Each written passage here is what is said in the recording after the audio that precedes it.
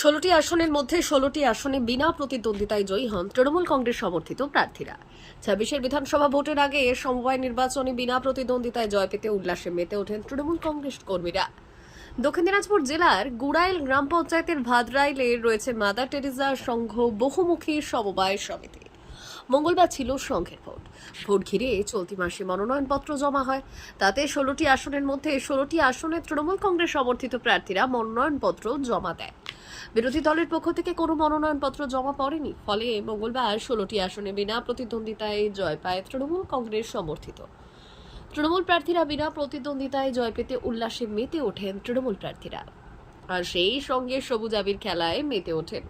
এদিন সমবায় নির্বাচনে বিনা প্রতিদ্বন্দ্বিতায় জয় পাওয়ার পর ভাদরাইলে হাজির হন জেলা তৃণমূল কংগ্রেসের সভাপতি সুভাষ ভাওয়াল, জেলা পরিষদের সদস্য আমজাদ মণ্ডল, তপন পঞ্চায়েত সমিতির সভাপতি কৃষ্ণা বর্মন, তপন ব্লক তৃণমূল কংগ্রেস সভাপতি সমীর রাহা প্রমুখ। ব্লক তৃণমূল কংগ্রেস সভাপতি সমীর রাহা বললেন, আজকে তপন ব্লক গঙ্গারামপুর বিধানসভার অন্তর্গত গুড়াইল অঞ্চলে সংঘের মহিলা সংঘের নির্বাচন সম্পন্ন হলো। এখানে আমাদের তৃণমূল সমর্থিত 16 জন প্রার্থী বিনা প্রতিদ্বন্দ্বিতায় জয়লাভ করলো। এ থেকেই বোঝা যাচ্ছে যে 8 নম্বর অঞ্চলের গুড়াল অঞ্চল আমাদের তৃণমূল কত শক্তিশালী। এখানে বিজেপি কিছু অপপ্রচার চালাচ্ছে, সেগুলো আমরা আমাদের নেতৃত্ব এবং কর্মীর সঙ্গে আমরা আলোচনা করে তার যাতে প্রয়োজনীয় মোকাবিলা করা যায় সেই প্রচেষ্টা আমরা চালাচ্ছি। বিরোধীরা এখানে প্রার্থী দিতে পারলো না কেন?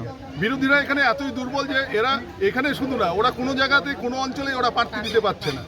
ওরা শুধু ওদের কাছে উন্নয়নের, মানুষ তো উন্নয়ন নিয়ে লড়ে, ওদের কাছে তো মানে শুধু সাম্প্রদায়িক ব্যাপার ছাড়া ওরা কোনো বিষয় মানুষের কাছে যেতে পারে না। ওরা ভোট আসলেই শুধু হিন্দু মুসলিম এই নিয়ে ওরা রাজনীতি করে। সারা বছর ওরা অন্য মানুষের উন্নয়নে কোনো সময় মানুষের কোনো বিপদে তারা এগিয়ে আসে না, তাই তারা আজকে এখানে কোনো প্রার্থী দিতে পারেনি।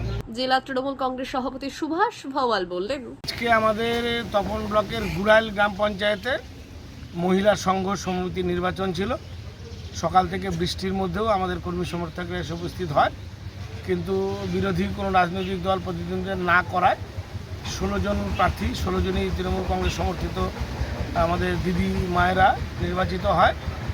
আমরা এখন অপেক্ষায় আছি, ওরা নির্বাচন প্রক্রিয়া সম্পন্ন হয়ে গেছে, ওরা বিজয়ী সার্টিফিকেট নিয়ে এখনই বেরোবে আর কি।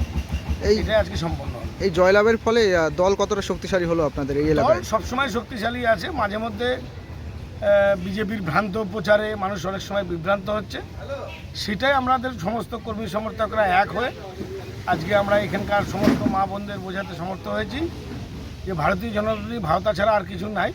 সবাই তৃণমূলের সঙ্গে থাকেন, তৃণমূল মানুষের উন্নয়নের জন্য সদা সর্বত্র পাশে আছে। বিশেষ প্রতিবেদন, উত্তর বাংলার সংবাদ।